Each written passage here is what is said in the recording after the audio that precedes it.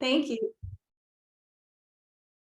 Thank you so much, Wendy. That was so enlightening. And you all have so many options available to you through ANV. I think it's wonderful. What a great organization ANV is. So yes, I am Erin Whelan, founded a company called Compassionate Coaching, and I am joined today by one of my team members, Elizabeth Jernigan, who will be role playing a little bit later. So this is going to be really interactive. So I do have a few slides to begin, and then I'll put the slides away and we'll have more of a conversation. So let me just pull up my slides.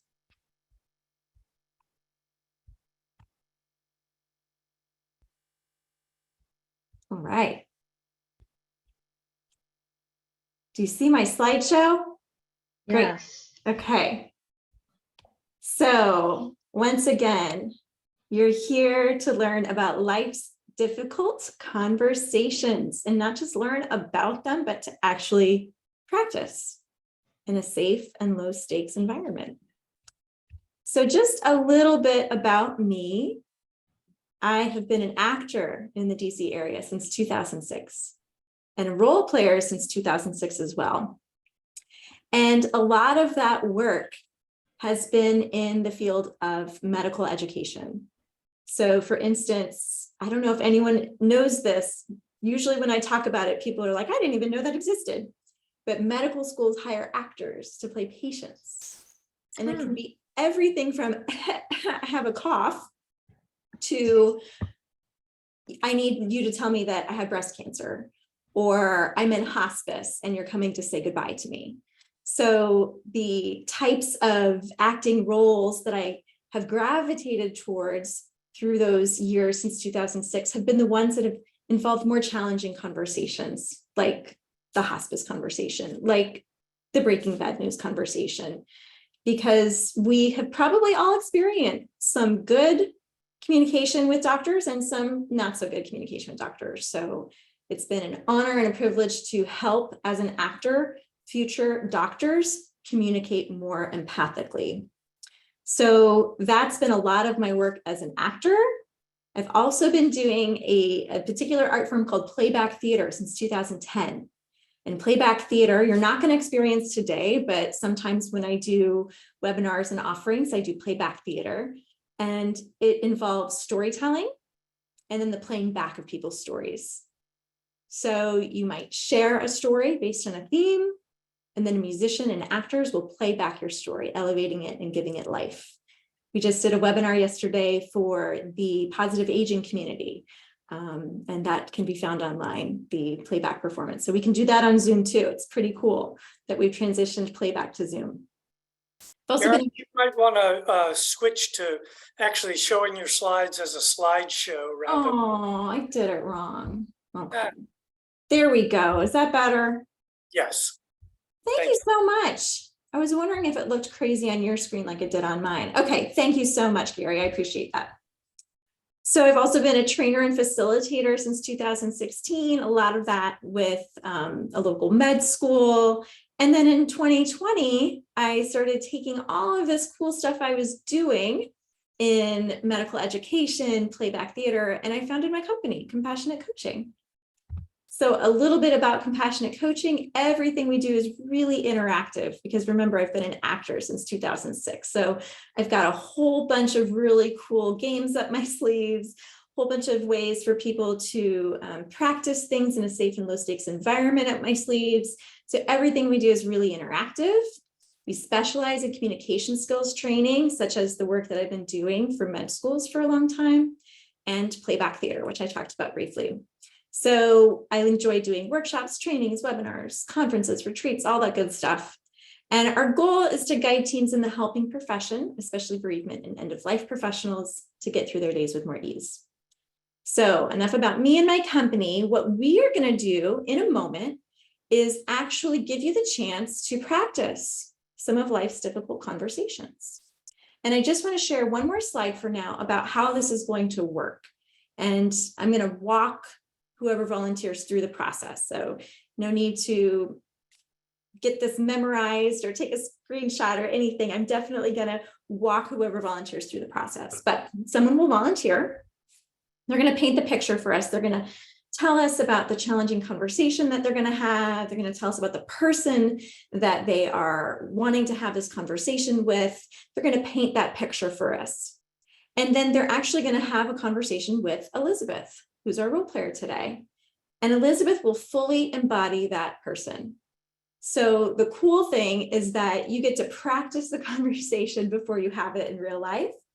So Elizabeth can give you insight into how it feels for her when you say or do something. So it's a really fun and safe way to practice before you actually have a conversation in real life. And then just because you're not actively having a conversation with Elizabeth, you're still highly engaged because we're all going to be watching. We're going to be noticing what's happening. We're going to be noticing the volunteers' responses. We're going to be noticing Elizabeth's responses. We're just going to be noticing so that we can all have a discussion about what we witnessed. And it's a very supportive environment. We're here to help each other learn. We're here to help each other grow. So with that, I'm going to stop sharing. And before we dive into some actual practice, I just want to get a sense of who's here today and why you're here. So let's start with, Arlington. I want to have people who are zooming in from Arlington, because, you can be part of Arlington Neighborhood Village and be on the beach somewhere. Pat Burke, I don't know if you're on the beach or not, but I am just longingly looking at your background because I want to be there. I'm here in Arlington, but I'd love to be there. I know, I would too. I mean, I'm happy to be where I am, and beach is pretty awesome. So if you're zooming in from Arlington, will you have your camera on, please? And if you're not zooming in from Arlington, turn that camera off. Okay. Okay, so we've had some people switch. People whose cameras were off, they're now on. So we've got a pretty good Arlington contingency here today. Okay. Now let's turn our cameras off if you're zooming in from Arlington. And let's see if anyone who is zooming in from somewhere other than Arlington, if you'd like to turn your camera on and share where you're zooming in from. Elizabeth, where are you zooming in from? Nashville, Tennessee. Nashville, Tennessee. How's the weather? It's pretty nice. It's pretty nice. It'll get humid later, but it's pretty nice now. Okay. I think, Elizabeth, we should be asking, how's the music? I haven't gotten any yet, but maybe we will. We're on a family trip, so we may not. I don't think we have any musicians right in the family, but maybe we'll get downtown. That was a great question. Yeah, gotta talk about the music in Nashville. All right. We've got Mike and Rebecca and Adela and Liz. Would anyone like to share where you're zooming in from?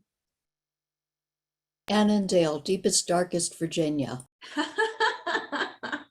Clarendon. Adela, I'm sorry, I missed it. Clarendon. Clarendon, okay. I'm zooming in from Syracuse, New York. Syracuse, New York. What about you, Mike? Oh, you're on mute. Mike. About that, Arlington, Virginia. All right. So let's have everyone who wants to, you don't have to, but if you want to have your camera on again, turn your camera on. I want to just do something a little different.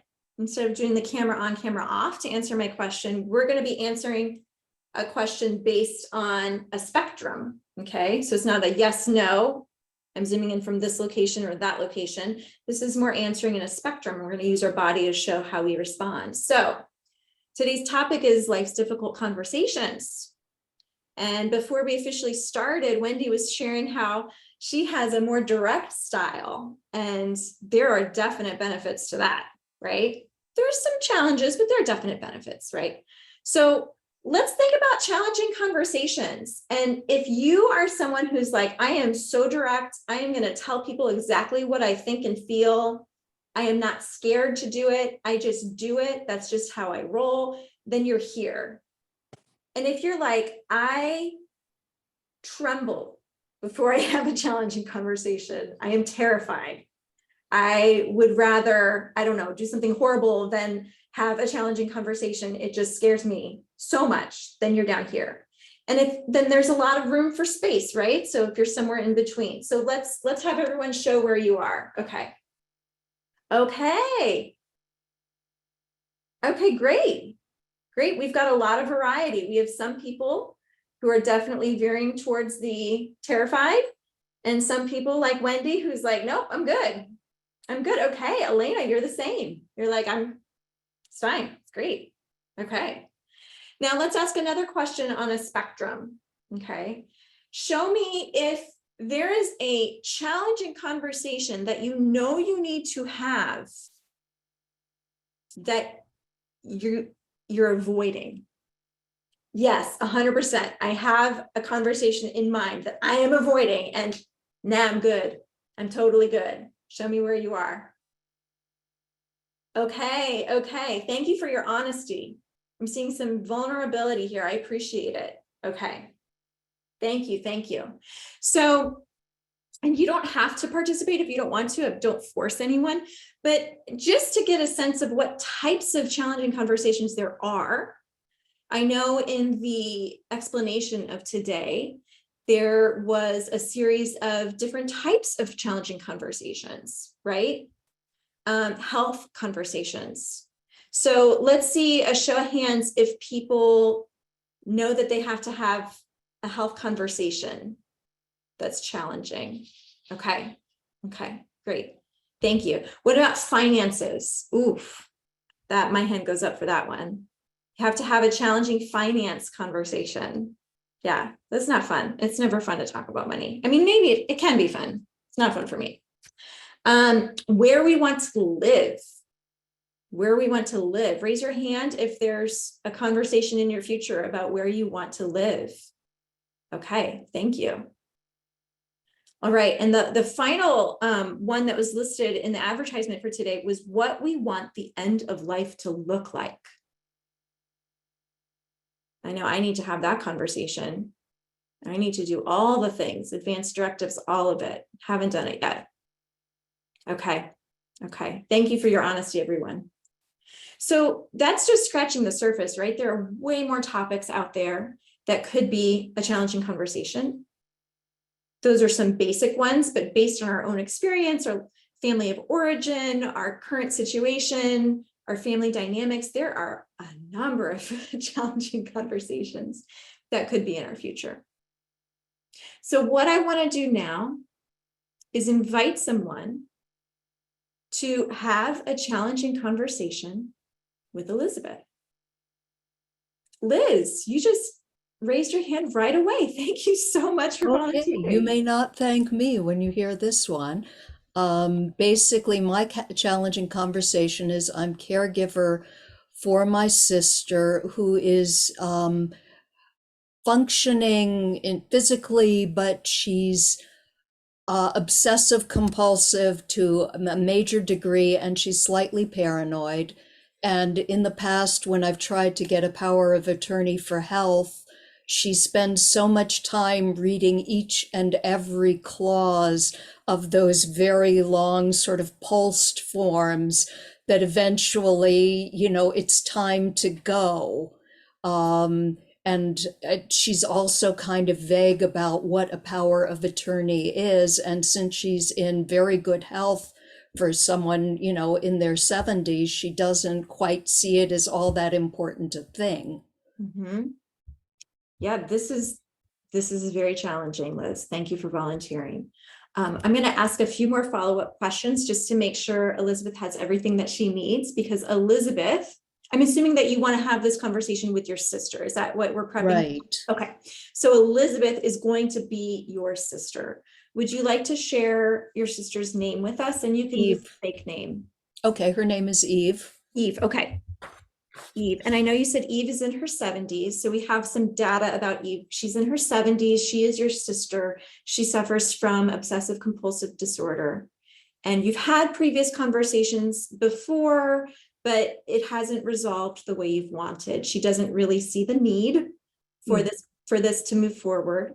Can you give us a couple words to describe Eve in her personality?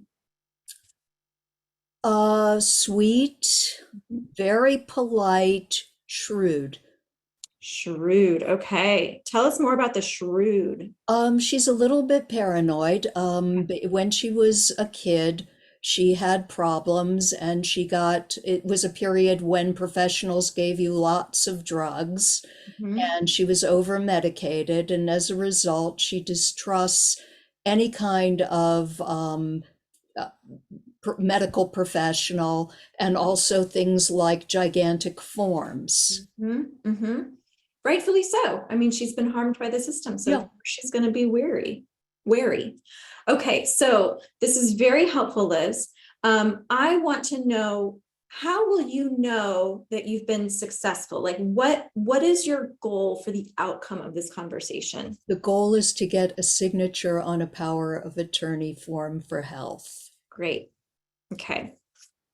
So what we're going to do, Liz, is I'm going to invite everyone except for you and Elizabeth to turn our cameras off.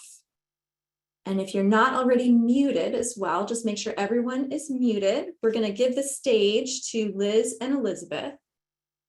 And Elizabeth, do you have everything you need?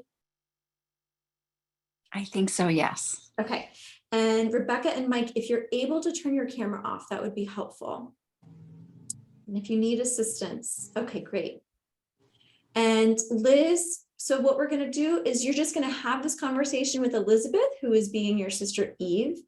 At one point, I'm just going to stop and pause, and we're just going to talk about how things are going. Now, at any point, if you feel stuck or if you want to just take a break, you can pause as well. So, Liz. Okay, hi Eve. I brought you this 92-page wonderful power of attorney form, and it's so that if you are ever incapacitated or you need medical care, doctors can ask me what your desires are, and it's also helpful to me. You know what? I am wondering if you want to, could we take that? Maybe we want to go have some lunch. Maybe we want to do a little about something that? different. Huh? That's what she does. Yes, let's have lunch. Well, let's go, and you can maybe tell me about it. But I thank God for our genes or whatever it is. But we're both so healthy. Well, so we could look at it. Stuff But like you're worried about who gets the bill and stuff like that. If I could talk directly to the provider, it would make that aspect, it would take that off your mind. to the provider, but what? Then I have to have a new doctor? No, I'm saying that if I had power of attorney, I'd be able to talk to the doctors about your treatment, and also I'd be able to control the billing more effectively. Since all the bills come to me, you wouldn't have to be sort of stuck in the middle in that aspect. Well, yeah, that they come to you. I think that's fine. But every now and then it's useful to know what you're being billed for, and they can't tell me because of federal regs. Well, I mean, it's good. You know how the doctors talk about people and share the information, and it's then you end up in some kind of study or something. I mean, so I don't want them to share my information. Just with me. Well, that's fine. Yeah, you can call them. They won't give me the information unless they have a form that says that you agree to this. Well, okay, so I guess we'll just have to read it over. Okay. Do you want me to summarize some of this stuff? So it's Liz, kind of a long form. Liz, you're doing so well. Can we take a little pause, give you a little break? Okay.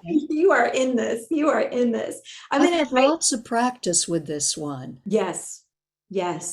And I'm going to invite everyone who wants to turn your camera back on. You can turn your camera back on. We are going to discuss what we're observing. So let's just give some props to Liz for volunteering to go first. This is just, I'm seeing so much vulnerability. Thank you for doing this. Liz, how do you feel? It's kind of useful, but again, Elizabeth, you don't know how obsessive compulsive my sister is. Imagine moving at the speed of molasses. First of all, we'd have this sort of, oh, I'm not feeling like I can cope with this right now. Um, I saw something unpleasant in the sink today. I've literally had her change the subject by describing her sink debris. Okay, so on the one hand, when Elizabeth said, let's just go to lunch, you said, oh, that's exactly what she does. So on the one hand, Elizabeth has captured it. On the other hand, there is a dominant thread of obsessive and compulsive behaviors and thoughts and sharing that your sister will exhibit. So Elizabeth will make sure that she incorporates that the next time we go in. So Liz, it sounds like, well, I don't want to put words in your mouth. How are you feeling? Give me a word to describe your feeling.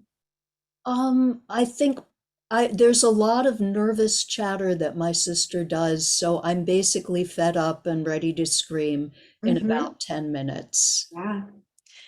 Okay, show of hands, who can relate to this situation and that emotion? Yeah. Yeah. So Liz, you're not alone. Yeah, you're not alone.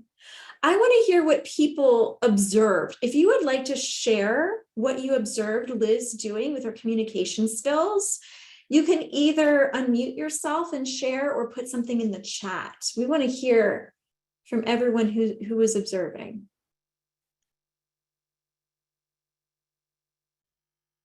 Wendy. Yeah, so, I have two thoughts. One is Liz went into this saying, my goal is to get her signature on the form. I wonder if there's a way to chunk that into different steps. So you're not trying to take such a huge leap and, instead think about it step by step by step. Now that may be a problem because she doesn't remember time that she's agreed to previous items, but that's one thought. And the second thought is to come up with a scary scenario that basically scares her into agreeing. What's a good example of you're not having access to her health information that she would find appalling? Like, what? You can't do that? And scare her into understanding what you're trying to achieve. So that's one approach. It may work, it may not. I think it depends on the relationship and the dynamic and the severity of the situation, right? You can approach it from a sense of, let's avoid this scary thing, right? That's one approach. I'm seeing some things in the chat too. Liz was remarkably calm, which is better than flying off the handle, right? So Liz, even though you said, I'm getting frustrated, I'm getting ready to lose it, the feedback is that you were incredibly calm. David also wrote direct. David, would you like to unmute and share a little more about that comment? Yes. Well, I thought Liz went right to the issue. Right to the issue. Might have taken a more circuitous approach. Sometimes the indirect approach can be equally or more effective. Yeah. Another thought would be if Liz would share some of her feelings, like towards her sister, affection, support, and how she might feel if there were a situation where she needed the power of attorney but didn't have it. Yes. Yes. So while Wendy's approach with idea was one of, okay, let's tell her the worst case scenario, you're offering, David, that another approach is to maybe come at it from a place of love and say, I love you so much. I care about you. I worry about you. Right. Rosamunda. Hi, Rosamunda. It's good to see you. Also put in the chat that this is, so you're not alone, Liz, just so you know, such great role playing. We all have gone through this situation. And we do have a hand up. Pat Burke, did you want to share your thoughts as well before Elizabeth shares hers? Yeah, I just want to reiterate what David said. If you come at it from the point where you love her, you care for her, and you want to make sure that she's well cared for, and you want to help, and just reinforce that over and over again, and see if, you've read it, she's read it, she's gone through it paragraph by paragraph. Just, let me help and let me care. And let me make sure that your care, let me help you make sure that your care is good. Mm-hmm. Yeah. Mm-hmm. Mm-hmm. Gary, I see your hand too, and then go to Elizabeth. Yeah, Wendy talked about the worst case scenario. If Eve is paranoid and, suspicious of doctors, it strikes me that might be pushing her a little too far. Mhm. And kind of a halfway measure might be to recognize that a lot of medical procedures and settings are very undignified and embarrassing, and maybe kind of come up with situations where, look, if I could be in the room with you, I could help make this less uncomfortable, Mm-hmm. less embarrassing, Mm-hmm. rather than something that's going to scare her. Yes. Might be an easier way to approach it. Yeah. Yeah. We talk about triangulating the problem, right? Because sometimes when we have a challenging conversation, it can get into this person has their agenda and this person has their agenda. And then before you know it, you're just kind of battling back and forth, right? And then it's an argument, frustration, tension, etc. But instead, if you partner with the other person and unite against the problem, see the triangle, that becomes a healthier dialogue because there's buy-in. So instead of the fighting, it's the look, I know you've been hurt by the medical system before. I want to be here to help you advocate for yourself. I want to be here to help you so that I'm making sure that you're safe and taken care of. Triangulate against the problem. Elizabeth, we'd love to hear how you felt as Eve. So my brain is buzzing with emotions at all moments. And, Liz, we've been sisters a long time. I have a sister, so I'm getting a little bit of that vibe too. And I think this felt like a lot of facts, and I was in my emotional world. And, I hear you saying sometimes she just won't stop talking and she's so worried about so many things. And it felt a little like you felt like you just had to get in there. But I'm buzzing with all this emotion, so it was hard to hear you. I don't know if Erin may have some reflections about that. I do. Thank you for sharing that, Elizabeth. Isn't it valuable to hear from Elizabeth's perspective how she feels, right? Because we don't always get that. So there's a pediatrician actually named Dan Siegel, and he does this model of the brain, okay? He says our brain is actually similar to my hands, with this being the brain stem and this being the amygdala, right? Which is kind of the lizard brain, the fight or flight. And then this part protects us from the amygdala. This part, when we're fully functioning, this part, the prefrontal cortex, is in charge. And that's what we want. We want it to be in charge, right? Because when we're doing this, we're like, fire, tiger, fear, everywhere. Everything's awful, okay? And so this is what happens when we're, as Elizabeth was saying, swarming in our own emotions. Now, Dr. Dan Siegel studies the brain, and he says, believe it or not, the way to get this back in control is empathy. It's empathy. I also like to think of it in terms of heart moments and head moments. So if someone is expressing an emotion, whether verbally or non-verbally, they're in a heart moment and they need you to come join them and be with them and tell them that you see them and that you hear them. And if we try and give them facts and data and logic and all that stuff, it's not gonna resonate.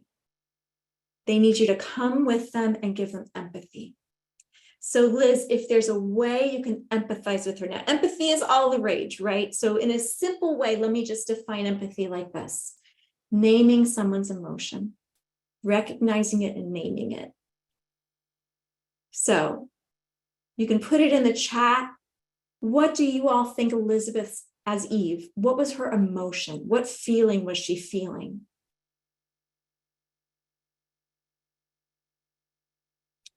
Fear. I'm seeing some head nods from Elizabeth. Yeah.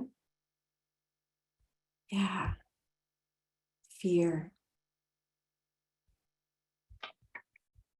Yeah, I think that pretty much captures it. Yeah. Overwhelmed. Yes, Liz. Yes, yes, yes. And you know your sister better than any of us.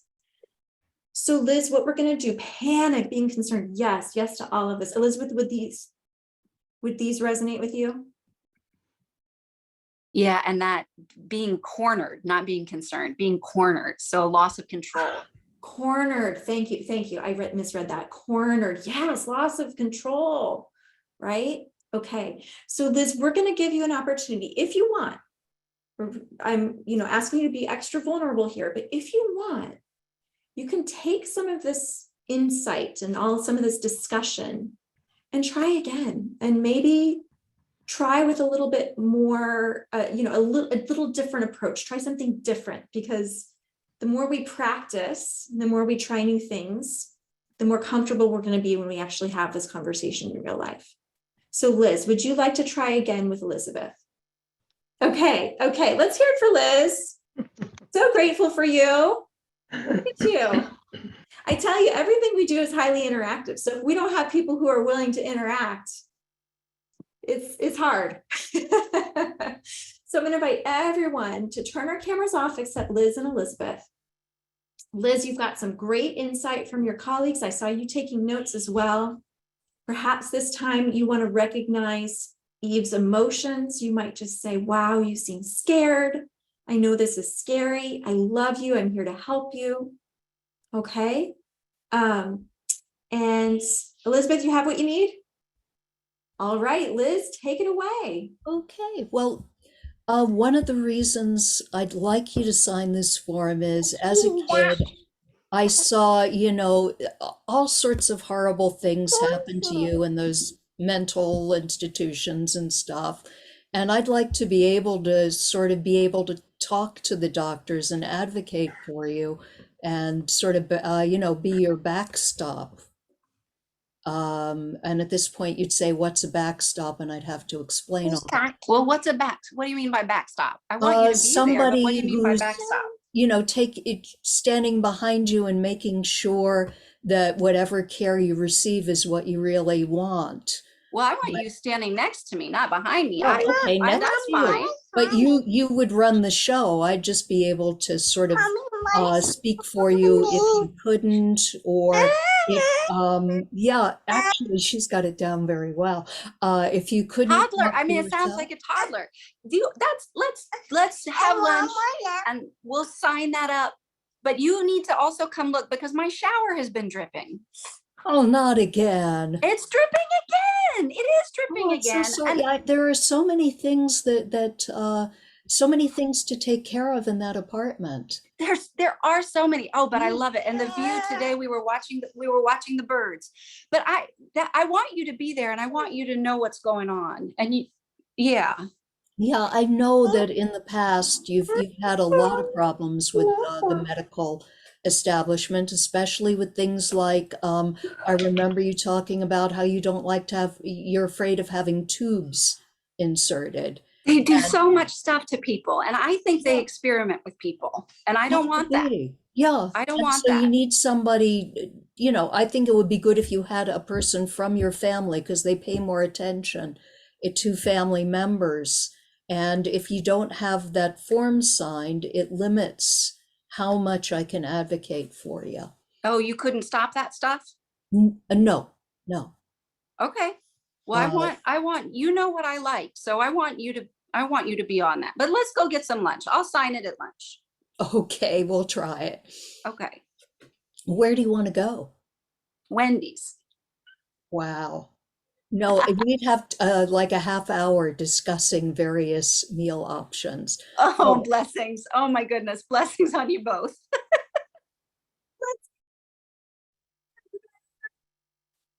Let's hear it. You all can turn your cameras back on. Liz, how do you feel now? Tell us how you feel. I don't know how to put this, but my sister wears me down, and I go in there thinking I'm going to be this wonderful person, and I end up just hating myself for being a mean, shrewish, nasty person. So. And it's like now I go in with the idea that whatever happens, I'm going to be unhappy. Liz, you're in a tough situation. There's no doubt about it. And I hope that there's a way for you to find some self-compassion in this tough situation. In fact, someone put something in the chat that I missed, and it says, Liz was from, no, that's not it. Liz also has to tell herself she is doing the best she can. And it is almost impossible to force someone to do something that for whatever reason they are adverse to doing. So we can only control ourselves, right? Right. Yeah. And you're in a tough spot. You're in a tough spot. Are you feeling, I know the last time you had the conversation with Elizabeth, you felt mounting frustration and that you were going to get upset soon. Has that dissipated at all? I think more I'm thinking that I don't really know if my sister's failure to sign has to do with the OCD and just that we have to go through every single clause, or there's something else driving it. And I think it would be helpful to me if I could figure that one out. How can you figure that out? I can try asking her directly, but I don't know if I'll get a direct response. Yeah. And one of the things, because my sister is obsessive compulsive, when I mentioned in the chat that I'm either over polite or I'm just downright rude, it has to do with dealing with somebody who, you know, I find it drips over into other relationships because I'm so used to the fact that if I want to get a direct answer from my sister, I pretty well have to be kind of nasty. It's a really tough situation you're in. Yeah. And it sounds as though, I can't remember who it was, but someone had said earlier how your goal being she signs the paper, you might have to break it down into smaller goals. Chunks. Yeah. You might have to chunk it, which is fine, because just like anything else in life, it's all about building trust. And that trust can take time, especially when you're dealing with someone who is very challenged by the medical system and who has a right to be, has a right to be fearful, right? Yeah. She's experienced some bad outcomes before. And So I've seen it. So that's another thing. That's So again, Liz- partnering with her to say, look, you have been hurt, you have been harmed. I love you. I want to do everything within my ability to keep you as safe as I can, right? So that it's a partnering with her, not to say like, the system is horrible and all doctors are bad. We don't want to go down that route, but at least to say, look, you have data for what you have gone through as being not so good, and I don't want anything bad to happen to you. Did I see a hand? Someone was raising. Yeah, I raised my hand. It's Wendy. Liz, I wonder if there's some unimportant thing that you can get her to sign, just as a sort of, you know, first step. Sign something so that she says, oh, look, I can sign this. And, you know, just teach, you know, it's sort of like muscle memory. Teach her that she can sign something to give to you and it's not going to be bad. And then, you know, work your way up to the important things. And I don't even know what this, you know, it can be an inconsequential thing that you get her to sign. Just to get her to sign something. This relates to me being, I'm not very patient. And because of all the drugs she had, she got tardive dyskinesia, which means that getting a signature It's very slow and laborious. Mhm. You got a lot stacked against you here, Liz. Yep. Goodness gracious. What other insights do people have from that last conversation we saw Liz and Elizabeth have? What else? Liz, you did some really beautiful things. Let's hear what people Got a know. number of comments in the chat. One of them, they had an analogous situation with a loved one, and in the end, she signed the papers after one martini. I could go for that. Another comment that remember, your relatives know how to push your buttons better than anybody. Another comment, if you have funds and access, you might talk to a psychologist or a psychiatrist if this is related to OCD, and if so, if there are other approaches you might take that are mindful of that. And you mentioned a book by Dr. Siegel. Can you type that information in the chat at some point?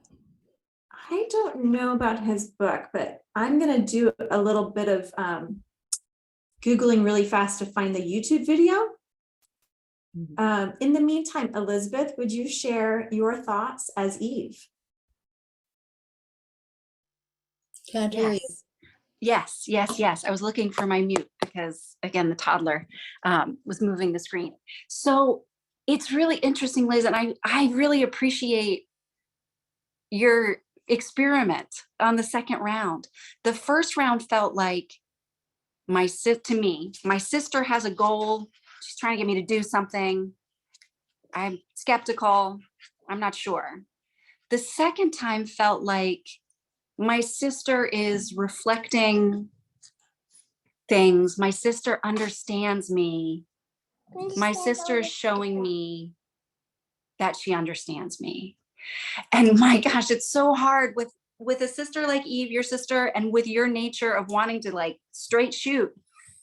That is really hard. But I know you said you were thinking, maybe I need to ask her what some of the holdup is. The first time around, if you'd asked me, I probably would have dismissed even the question. The second time around, showing me you're understanding some of my hesitance and my fear. The second time, if you had explored or asked, sort of elicited that perspective, I think I would have felt more comfortable sharing and going there.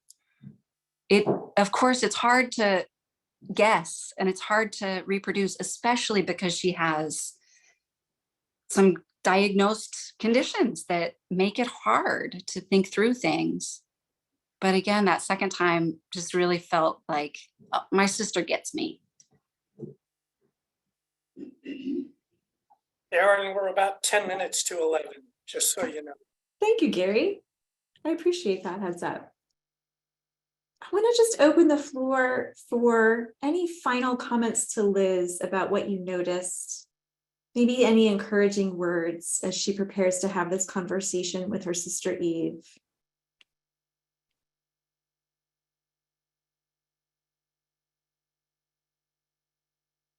David, We just talked, but may I add something? When you first stated your goal of having her sign the paper, I thought, oh, it might be a heartbreaking goal.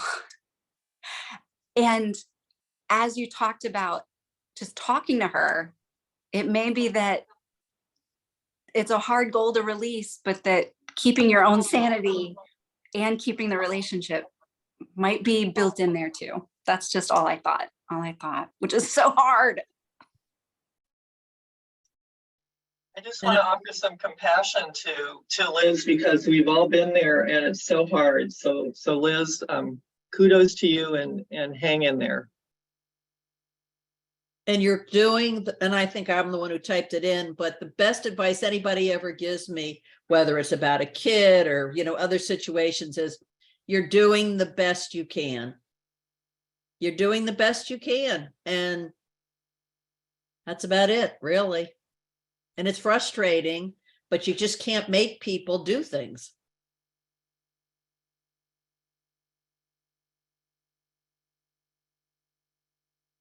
Yeah, I do like the the fact that you guys kind of reframed Liz's approach to take more of a help me help you attitude rather than you need to do this sort of thing. So that might make it a little easier to get through to her. Which was Rebecca's comment in the chat as well. Help me help you. And Rosamunda says now she needs a case of martinis, not just one. You know, I'm going to underscore what Nancy said, which is I've got a sister who's a psychotherapist, has, you know, done this her whole life, 50, 60 years. And her, you know, comment at some point in a conversation when she was talking about her family was that people never change. And it was sort of surprising to me that someone who, you know, presumably goes through therapy sessions with people and the whole idea of improving something has this point of view that people never change. So Liz, there's something to think about there in terms of, you know, how much anxiety and stress you internalize because you can't make this thing happen. And like Nancy said, sometimes you just have to accept, you know, this is what it is, and not make this become the center of your relationship with her. Easier said than done, but it's a very, very good point. Yeah. Yeah. What about letting sister know more clear examples? I'm reading from the chat from Catherine of what can happen if they don't get this done. Liz won't be able to help her and the consequences for her sister. Right. So, you know, sometimes we think just about like the action needs to happen and this is what can happen if you do the action. But then, and sometimes from a coaching perspective, it's also helpful to remind people, but what happens if you don't take action? Right? What are the consequences of not signing the form? And again, perhaps the fear-based approach, since you're dealing with Eve, who's already going to be fearful, it has to be more of that triangular approach of like, I love you. I love you. And if we don't get this form signed, there could be some things that neither of us want. Yeah, just to follow up on what Wendy said about her sister, the therapist. My sister is a therapist as well, although my sister phrases it, you can't fix crazy. You can't change others. But what you can do is focus on those things that are within your control. And oftentimes, if you stick to that, what's in your, you often see some don't expect a toggle switch to change someone else's behavior, but there are some subtleties in behavior and emotional change when you're holding your own and saying, okay, what's in my control? What can I do? What can I control better? What can I manage better that's in my control? So that helps me. Yeah, we're only capable of making change for ourselves, right? We can't change other people as hard as we try. The other thing that just go ahead. occurred to me is, you know, we've been talking about Liz coming up with hypotheticals, you know, what could happen, what might happen. It might be a more useful thing if she can come up with prior examples of things that happened with Eve where she was very unhappy with what the medical profession wanted to do with her, you know, recent things, not childhood things, where she could say, look, if I'd been in the room with you, here's what I could have told the doctors, or, you know, here's the questions I would have asked, to make it a little more clear, you know, that it's not just hypotheticals. There are cases where it would have been helpful to already have that permission. So we're running low on time. I want to just ask Liz, who was so brave and vulnerable, if you have any final thoughts or ideas, Liz, about this experience or anything you're going to take with you. It's been very helpful. It's given me a lot to think about, especially in the heat of the moment. I don't know how to put this. Yes, in the back of my mind, I know that I should be trying to figure out what is causing her to balk so much at signing a form. but I just want to get it done. So I'm going to have to work on my own. I tend to want to just batter through things. So, And you're not alone. and I appreciate the chat, the things you put in the chat. I'm going to go and take a look at those. But thank Good. Yeah, there's some great stuff by Dr. Kristen Neff on self-compassion. She's really trailblazed that field. I have one last thought. Yeah. In signing that form, she is not giving up control over what happens to her to someone else. She's giving permission for you to be there. Mhm. Yeah. So perhaps, once she's ready to have the conversation, it can be about, look, it's really important for you to be in control. I get that. And signing this paper isn't taking that away. Mhm. This is just having me with you, right? Yeah, but you just like those heart and head moments, you've got to get to the heart first so that she's in a place to hear that data, that information. Okay. I just want to share my last slide, which just has my contact information, which I also put in the chat. So you can reach me at Erin@compassionatecoaching.org. And the website is compassionatecoaching.org. And I really enjoyed being here today with you all. I'm so grateful for your interactivity, your level of involvement, for Liz's bravery and vulnerability to share so much of your heart and your experience with us. A huge thank you to Elizabeth. We couldn't have done this without you, and sweet Esme. And Gary, if you have any final announcements, I'll just turn it over to you. No, I think we're about done. I'm going to stop the recording.